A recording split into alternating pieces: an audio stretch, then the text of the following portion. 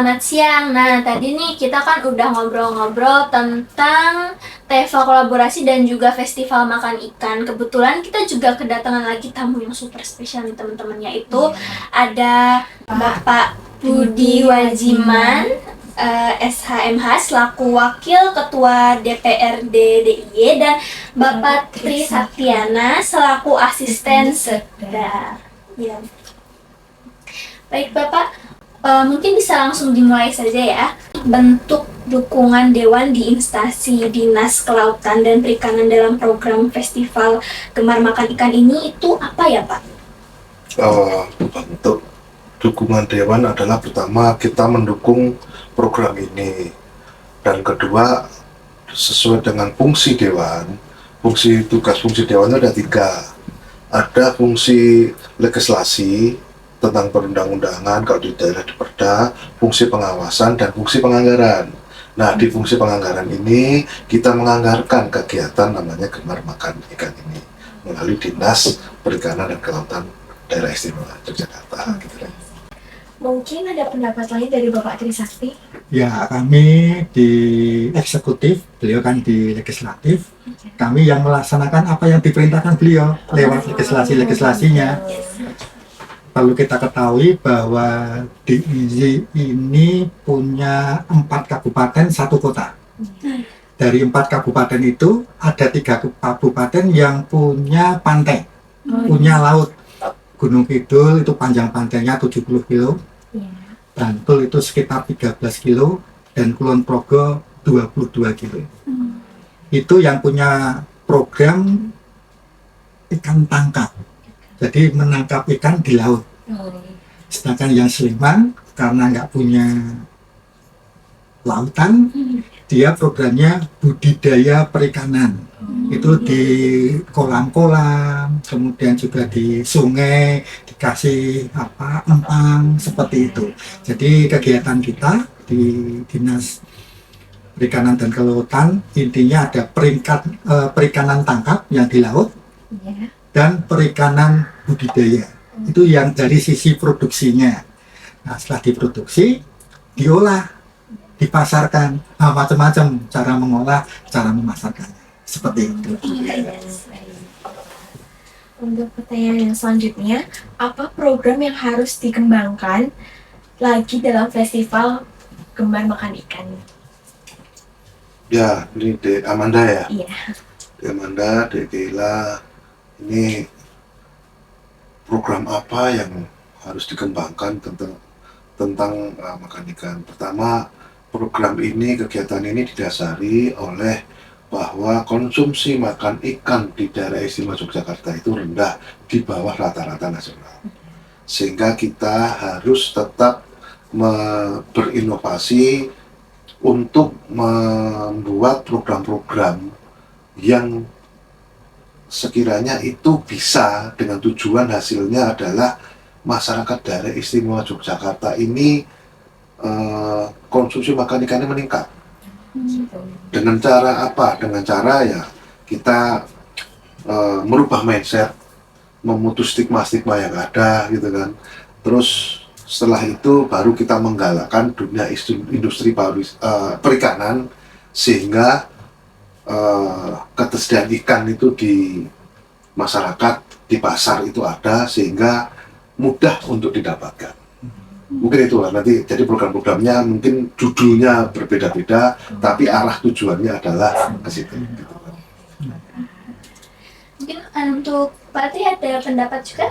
Betul sekali ya disampaikan Pak Budi tadi. Yang pertama tentu akan kita ubah stigma tentang ikan.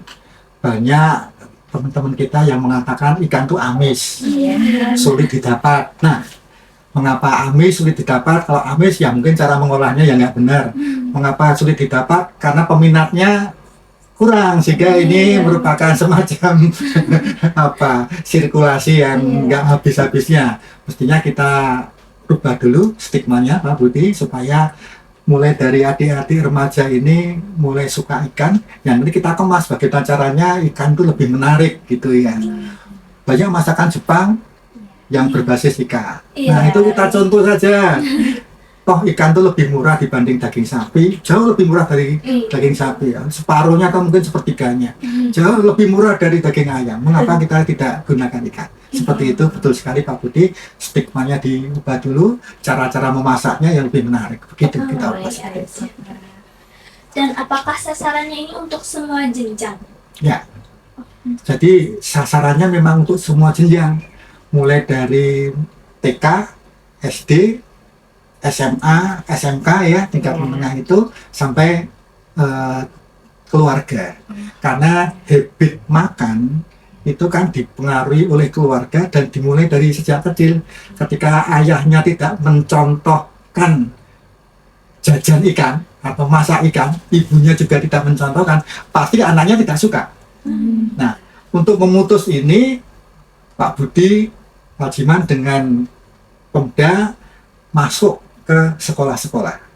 Jadi kita injeksi ya, kita injeksi kesukaan ikan langsung ke sekolah-sekolah supaya nanti anaknya bisa ngajari atau bisa menuntut orang tuanya, yuk Pak jajan empek-empek gitu, ya ada ikannya gitu.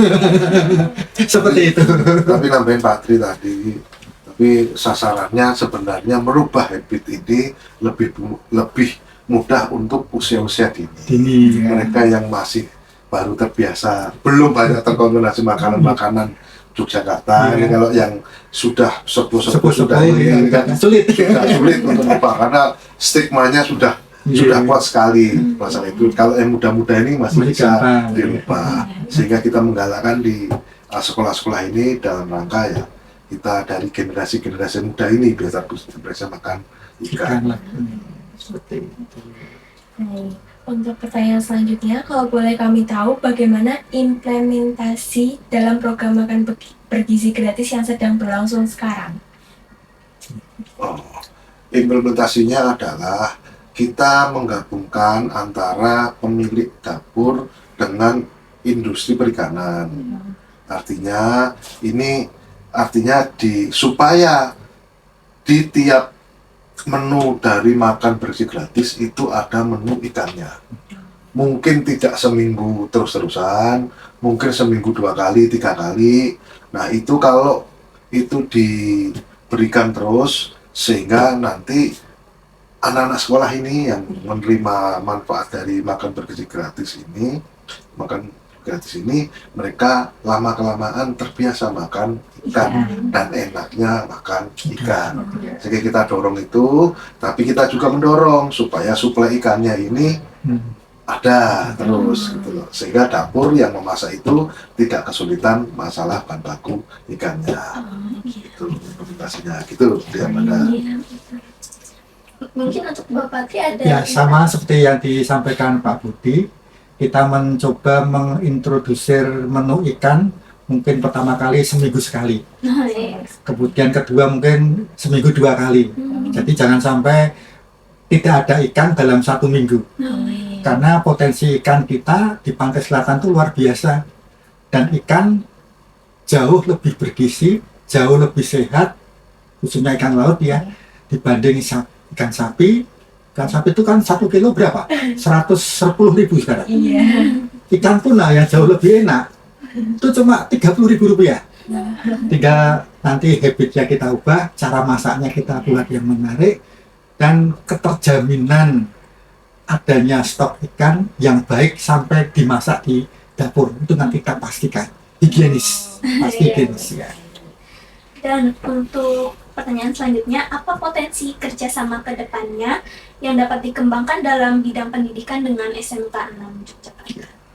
Ini salah satunya hari ini kita melaksanakan kegiatan festival dalam rangka Gemar Makan Ikan, mensosialisasikan itu. Ini sekarang hari ini kita sama dengan SMK 6. Juga nanti mungkin kita juga melakukan kegiatan-kegiatan ini dengan sekolah-sekolah lain yang mirip ini. Mungkin kegiatannya tujuannya sama, judulnya mungkin berbeda gitu, tapi tujuannya adalah sama dalam rangka mengejar ketertinggalan konsumsi makan kita dengan indeksnya nasional.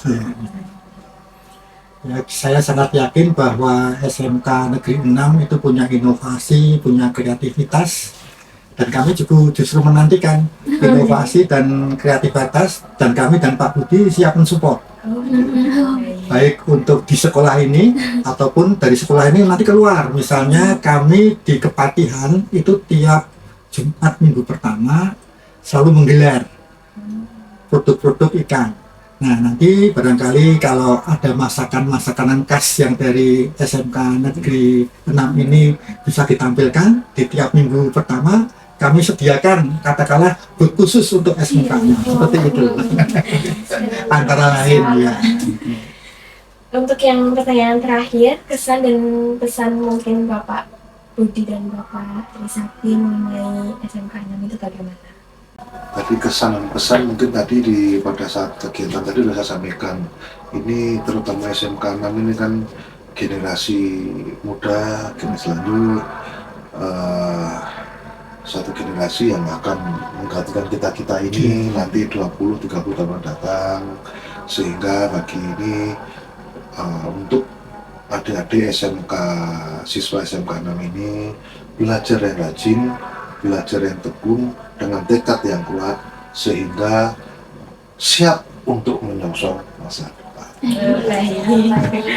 Kalau saya terus terang saja, saya tidak bisa bersifat objektif untuk SMK Negeri 6 ini. Mengapa? Karena almarhum ayah saya adalah guru di sini. Almarhum ibu saya juga guru di sini, sekitar tahun 70-an. Dulu namanya masih SKKA. Dan kami seringkali diajak, kemudian dulu mencicipi makanan yang dibuat siswa-siswa. Sehingga saya juga nggak bisa objektif. Yang jelas ada perkembangan yang luar biasa. Ketika dulu saya diajak bapak ibu saya di sini, dengan sekarang proses pembelajarannya, fasilitasnya, ini luar biasa kemajuannya. Seperti itu. Terima kasih Bapak. Keren banget ya teman-teman, ternyata SMK 6 ini emang keren, kedatangan tamu yang juga luar biasa. Mungkin itu saja ya, terima kasih atas waktunya Terima kasih Mbak Kela, Mbak Amanda.